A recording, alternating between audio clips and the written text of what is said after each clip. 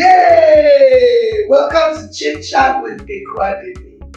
Today, our guest is a visionary, entrepreneur and leader, and a multifaceted career spanning various industries, including finance, hospitality, oil and gas, and beverage manufacturing. She holds a Doctor of Business Leadership from ICAD Business School, an MBA, wow, and a first degree in finance from the University of Ghana Business School.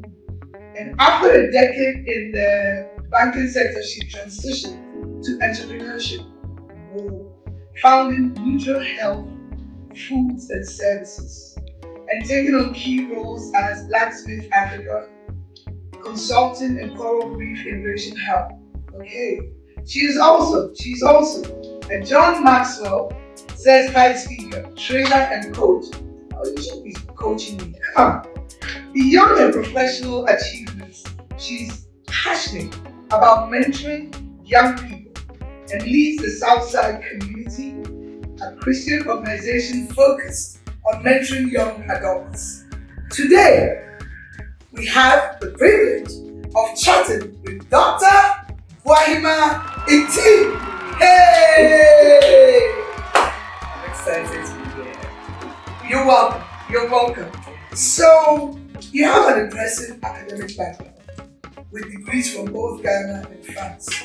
Can you share what motivated you to pursue such an extensive education and how it has influenced your career path? Alright.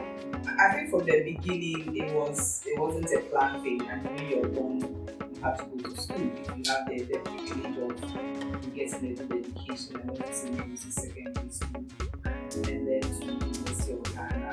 Even the choice of what you would do really depended on your grades and what was like for the business school. And then after business school, the other passion to not end at a first degree. So then I pushed on to the second degree. But after that, it becomes then a choice. Right. What you want to do. Personally, I feel that learning is lifelong. I never finish learning. And then so it is always, where are you going? What career paths are you going to chart? And then you push a better education in that sector. I'm a firm believer in the fact that anything that you want to do is not just about a core or a feeling or a desire. You need to get the base in education. And so the doctorate was almost being in leadership roles and knew the practical aspect of things. Right. What's the theories that analyze? Typically in our world, somebody will just make a statement and see a lot of people say this. It's not scientific. You need to understand the theory. You need to do the facts. You need to make informed decisions. And so that influenced my going to do the doctorate. Right. And for John Maxwell, I realized that a lot of, as you're going on, I mean, in Ghana, we don't have too many females rising, in the corporate sectors and in entrepreneurship. So you have a lot of young people gravitating towards you, asking to be mentored. And I felt, okay, I need to understand all these things and how to push and how to train and mentor them. And so that's how I got into the John Maxwell. And then I became a pastor. I went to Trinity Theological Seminary. First and foremost, I didn't want to become a pastor. Right. I just felt that I needed to understand what I was being fed in church. Right. Because you pick and choose scriptures, and I didn't know context, I didn't know positioning, and some of it didn't really sit well. So I said, let me go to Bible school and also get a grasp of what they're saying. And then, one thing led to another, I was ordained. So that's also part of what it is. So everything is informed by the direction I'm going. Right. And the belief that you just will become something. You have to get the necessary skill. God. Guys, I'm in front of a pastor, so I have to be on my best behavior. Y'all know Equality can be a little bit naughty sometimes, but because Dr. Ntim is also a pastor, I have to behave myself. Actually, you've answered my next question, but I have one about my favorite. You transitioned into the beverages, entrepreneurship, Nutri Health, which is my favorite. tea. Everyone knows when I take pictures, I make little videos. What am I doing? Sipping your tea. my tea. I don't even have a favorite because I love all of them. Yeah. It's very healthy, very good. It boosts your immune system. So, and tell us about your journey. Why did you move into beverages, especially healthy tea? Okay, I think it's a lot before I got there. Right. I grew up seeing my mother do everything, and we are close. And and every clothes, I mean, by this time I should be in Ukaishi somewhere selling, But spare parts or or I grew up seeing my mother was a teacher, but in between she sold everything and did everything. Wow. Wow. So you see that entrepreneurship, even though it wasn't a formalized form. Right. So when I finished business school, I went into the bank. Right. For 10 years, I felt stifled because it wasn't me. Right. Getting up every day in the morning, going to work, doing things that were mundane, it just wasn't me. So even there, I had started doing stuff on the side. Right from the university, my room was a shop where we sold clothes. I would go and pick clothes and dresses and bring, and students will come and buy and make money. So it's been a part of my journey forever. Right. And I just transitioned full time when I started having children, and getting somebody to take care of them was a challenge. Multitasking, when in the bank. I also didn't think, to be honest, the money we were being paid was value for my time. Because I would wear my suit and go and count people's money, and the rest of the money will come in the t-shirts and slippers, and then I'm like, why am I doing here? Exactly. That money has to be mine. So at a point I stepped out. Okay. And went into private business. We went into a gas projects. Wow. Done all of that. But tea, because I love tea. I love being creative. Right. I think that's the bottom line. And that's also the reason I don't stay with things for too long. Right. I like to create. I like to innovate. I mean, my progress is innovation. Yes. So I like to do that. And this for me gives me room to create. There are so many possibilities. The last time I came, we were looking at all sorts of variants, and it excites me that I can create something that becomes something of value. That touches lives, and in the process I make money. It's a double one. So well, we know with the Peru thing, it has to be. The money is very important. There you go. So I love tea, and so for me, I also felt that there was so much in Africa that we were not tapping. Because we sit here, other people come, take all the things we have, go add some little value and bring it back to us. And then we buy forms that are altered, beyond recognition. But we buy it. So I thought, okay, let's use the resources we have here. The leaves, the spices, the herbs that are very medicinal. Yes. And so for me, this goes beyond business. Okay. It's a passion. It's a passion to see people not run to a drugstore, for a headache or for a cough or for whatever. I mean, there's so many things we can do using our local material, and that is what fuels my passion. Wow. I like how you said not running to the drugstore, because I'm sure y'all can tell I have a bit of a cough, but what is my medicine? Nutri Health tea. It soothes my throat, and I haven't had a lot of sleep because you know what? I was a bit excited about this, and under normal circumstance, I'll be like, but this is just a life. Yes. So thank you for this. Now, let's go to your next passion, mentorship. You lead the Southside Community, a Christian organization. This bad girl is not full of God, please take care of me. Why mentorship? You touched on it a little bit, but you're very passionate about it. Did you feel that our younger generation, which I think are different from when we were growing up, we were focused. Yeah. We didn't have a choice. You're going to go to school, you go to primary school, you go to secondary school, and then you go where you go and take that, get your bachelor's. After that, that's when you're left on your own. Okay, I have a choice. I'm going to do A, B, C. So the kids these days are different. Is that why? Is that parent? Parent is a contributor. Okay. I always feel that we sometimes are very unjustified in our perceptions and criticisms of younger people, because they're a function of the environment. Yes. They're a function of what they came to meet.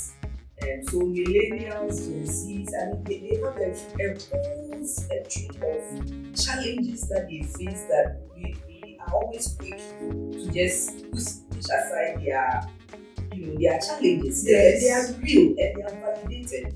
So I always feel that, and combining that with faith,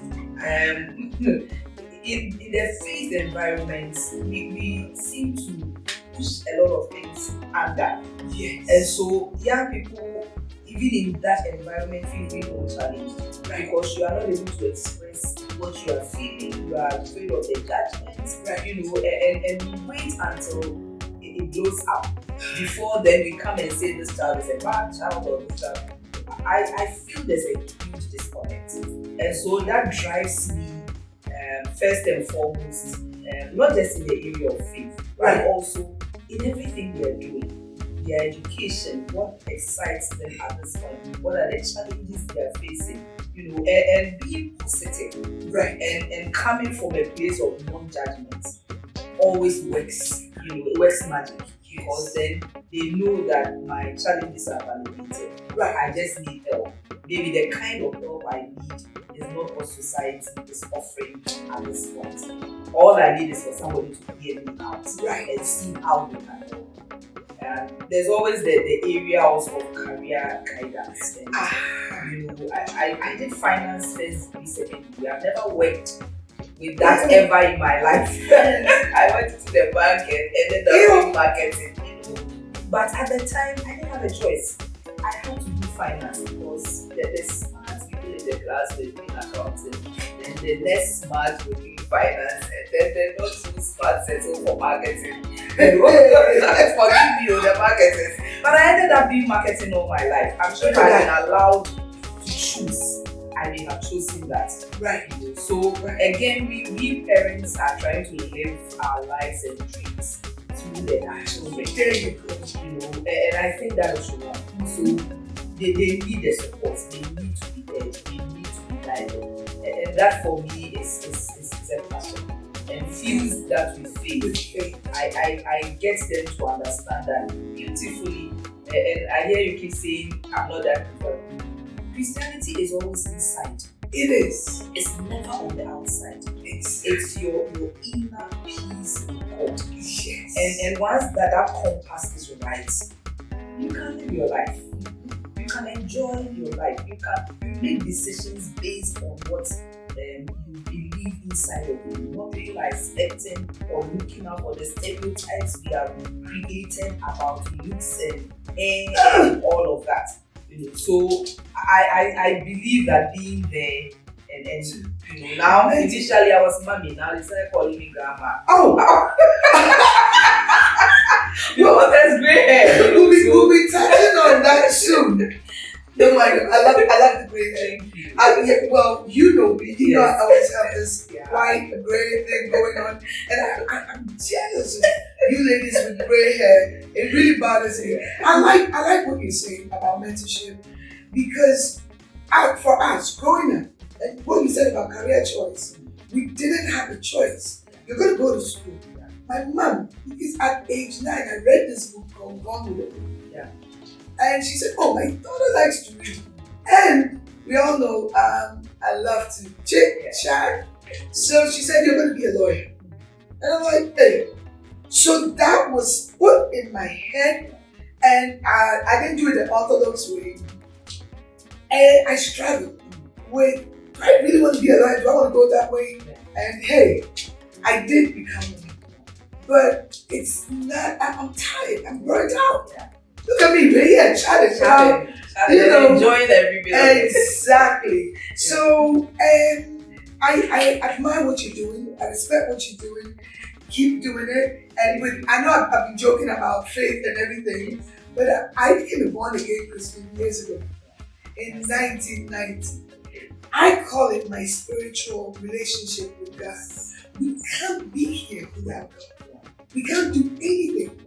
It's just that some people stifle the kids with all of that. So I love, look, y'all, take points, make notes. Listen to this lady, Dr. Ntim, she's not playing. I love what she's doing. Let me also touch a little on the career thing. Yes. It's a huge concern when you meet the young people. It's really, what do I want to do? What are my parents saying? The balance is very delicate because at one point, your parents believe they want the best for you. Right. And you also believe this is the... And parents, at this point, you need to understand that a lot of things are changing. My second daughter is doing computer science, and one day she came to me and she was always depressed. And she was like, Mommy, everything I'm learning now ChatGPT or these other, apps can handle. So why am I doing this? Yes. We need to understand that every day the terrain is changing. Yes. The career options are changing. Yes. I do a lot of work with AI training. I was going to, please tell us about so that. It's important that we move a little from where we have been traditionally. Right. And begin to understand when our children come to us and say, this is the direction I believe I want to go. Okay. They may come and say, I want to be a content creator. You may not understand what it means, but people are making millions from content creation. What is that? I keep seeing it all over. You are creating content now. Oh, wow. Yes. Yeah. And very soon you become an influencer and all of that. And that translates into wealth legitimately. Right. Because you will have corporate organizations that will want to support you to build their brand and all of that. And it's money. So if you don't understand where the child wants to go, make an effort and speak to somebody who understands and give them room to be who they want to be. I think it's very crucial. I like that. So, you've received several awards and recognitions throughout your career.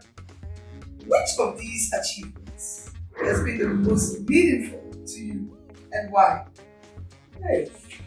Interestingly, I haven't received that many. And the reason is very simple. Right. I don't like to work in the limelight. I am very, very particular about working behind the scenes. Right. So it's never been a thing for me to recognize everything. So for me, my biggest achievement is when I see my young people after the interactions that I'm able to see. I now understand where I'm going. Or I get a call in the morning and it's one of these young people telling me, because we spoke, now I have purpose. Now I want to move in a certain direction. It excites me. And I think to top it all up, my 3 children, raising them in this precarious generation, it's a nightmare. It's a nightmare.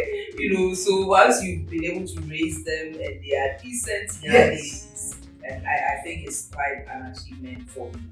And I think beyond that, everything was life. So I'm going to remove you a little bit from the hot seat to another hot seat. This is where the curious one gets really naughty.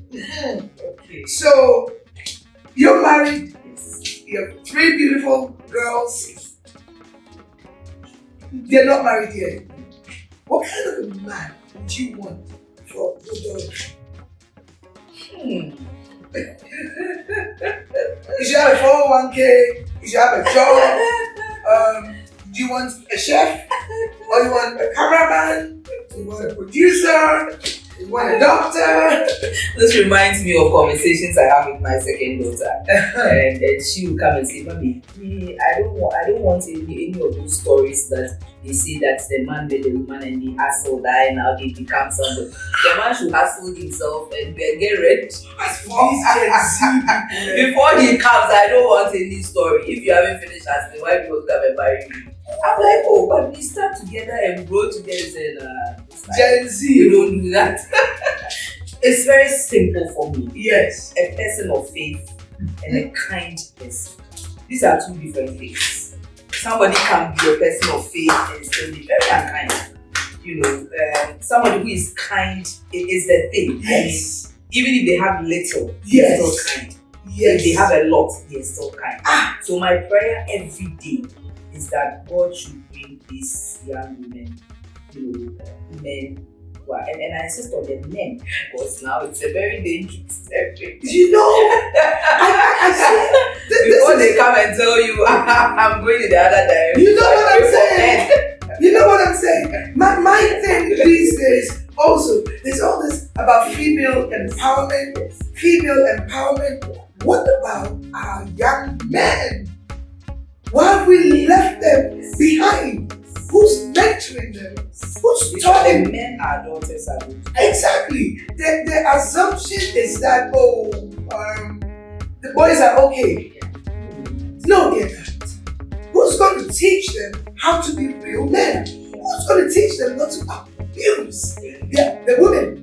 Who's going to teach them you don't have to go rob a bank to go and impress somebody? Even how to dress. You see these boys when they're okay, I'm not even okay, so wait, marriage. It's overrated. I think it's overrated. Extremely overrated. I think every married person gets to the point one day when they ask themselves, why am I here? Why am I here? What was all this? But interesting, I was watching a podcast that spoke about, that was speaking about hormones. Right. And the effect of oxytocin and serotonin on us and the dopamine. The falling in love bit is all dopamine. And then when you get content and satisfied, it's serotonin. Okay. And that is very different. It's a good hormone, but very different. Oh. So there's no, emphasis on sex because sex is dopamine. Okay. And all of that. So now you just have the hearts and the conversations and the good person you can talk. And it's not about all the things we're craving for when you get into marriage. No. The ideal, and the men are not ideal. They are not ideal like that. Well, no, why not? Seriously imperfect people that are working together. It's overrated. Yeah. And so I tell the young women like this, don't rush. Just take it. Enjoy your single. Enjoy your time. Live your life. Right. And when somebody comes, it's just a compliment to what you are. It's totally overrated. I love that. I'm going to throw one last naughty thing. Ghana, what you call it, is coming. Elections. You just had the American one, which is still pissing me off. I'm not allowed to talk about it. I can't even talk about Ghanaian politics. But I'm going to put you on the spot. Hey, scrap or keep free SHs. Should we keep it or scrap it? Modify. I don't think everybody wants okay. Yes. And then to have a system where we can keep I think the wholesale leads to a lot of sense of entitlement, which people are taking their kids to the same schools where people are going without being able to pay. And so I think a modified version, but by all means, we should make sure that every child is in school and not out of school. Okay, so let me be naughty. I can't help myself. You studied in France.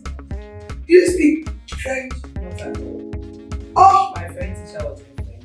You never parle français? No. No, even in school. Je suis tout not even a bit. Non, il est répété. Oh, mais non. Ah, sacrilège. Am I speaking well? I don't even know. I wonder. Let me ask you this.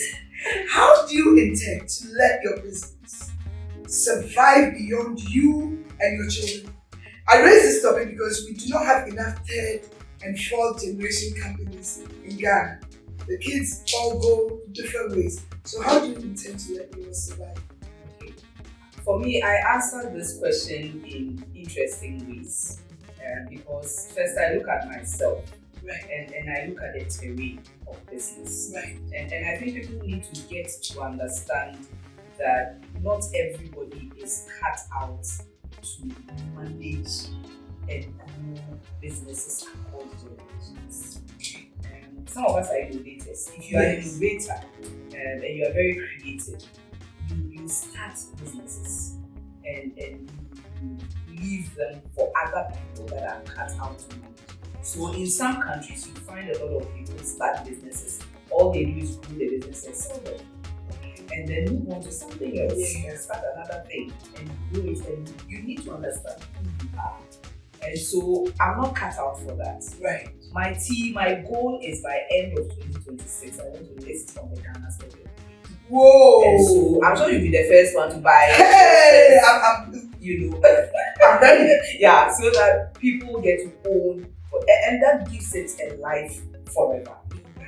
But then the other challenge I am seeing with the new set of young people, they don't necessarily want to do what you're doing. No. So you would build the business and you will end up having to leave it in the hands of professionals, other people, other than your children or your children's children. I would rather leave them an investment that allows them to live their dream and do what they want to do. So yes, third and fourth generation businesses are good, but it's not for everyone, and it's definitely not for everyone. I do this and do other things and allow other people. Some people are very good managers, Yes. but they cannot create businesses. Oh.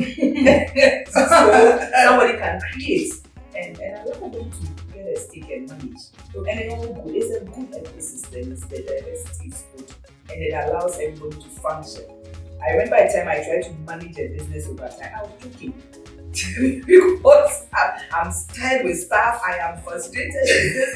It's just not me. Okay, so Blacksmith Africa Consulting and Coral Reef Innovation Hub are the forefront of business consulting and EdTech in Ghana. Can you share some of the groundbreaking, let's say, projects you have been involved in particular in the AI sector? Okay. I knew you'd like that. Yeah, I do. Because for me, it's where the world is going. Right. So an opportunity to at least try and understand what is going on, I think it's a plus. And because it's very overwhelming and the speed with which things are changing. It's even for those of us in the sector, it's overwhelming. Right. You know, but it's good in the sense that it's allowed me, because I'm working with young people, right? It keeps me abreast with what is going on.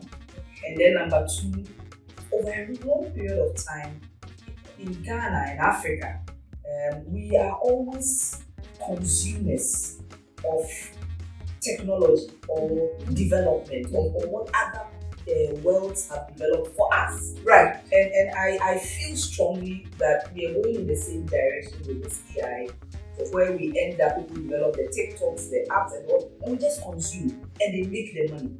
So it's about time we change that narrative and allow our young people who are very, very smart to get the tools that would allow them to also create the apps for the rest of the world to consume. When we do that, we also allow the young people to create solutions that answer our problems, our unique African problems. There are some problems you find here that you don't find in the US or you don't find in London. You know, but if we don't create solutions for that, for our agri sector, for our health sector, for our unique challenges, nobody will do it for us because they don't love us like that. No. You know, so what we are doing together with Intel is to educate and give the tools to the young people to be able to create solutions, AI solutions. And our goal is to do 1 million young people in 3 years. Wow. Huge. So we are working with primary schools, we are working with secondary schools, we are creating AI labs in the universities and all of that, and generally ensuring that every young person can sit behind their computer and instead of wasting time on TikTok, create AI solutions for the world. That's that. Blacksmith is my consulting business. Oh, okay. The team of consultants. And that's why I do a lot of my business coaching.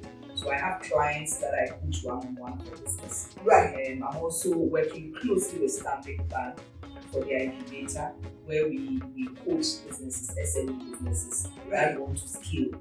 So, you started a business, I mean, it's whatever, but it's time to move to the next level. You have to sit with you and use all the innovative approaches you can to help you market, to help you develop your products, become efficient in your processes. Sign me up! Come in! But please don't charge me. No. I mean, can I get a discount? Definitely. Yes. So that also is very interesting for me because I get to still work with the SME and help their businesses to grow, especially with my businesses. I like this, but then comes my naughty part. That kind of works in line with, I don't want to get political and everything, but we have a candidate running for president who's all about digitization and moving towards that direction. Something tells me if he's elected, he will love. Oh, definitely. He will love this. I'm even hoping that if the other party is elected, yes, they will begin to see the politics on the side. This should be politics on the side. Begin to see the essence of this, of getting our children to go digital. It's where the world is. We can't run from it. We can't. I love this. Okay, so have I challenged you enough? Have I been naughty enough? Oh, I enjoyed every bit of it. In my mind, I knew you were going to be naughty, so I prepared myself. But it's been good. It's been great. I've enjoyed every minute on the set. And I love your set. Oh, yes. It's beautiful. Yeah, I want people outside Europe, US, to see and appreciate how African.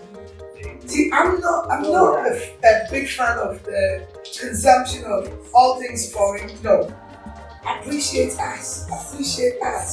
We have a lot to offer. So I like this. Thank you. 1 million subscribers in.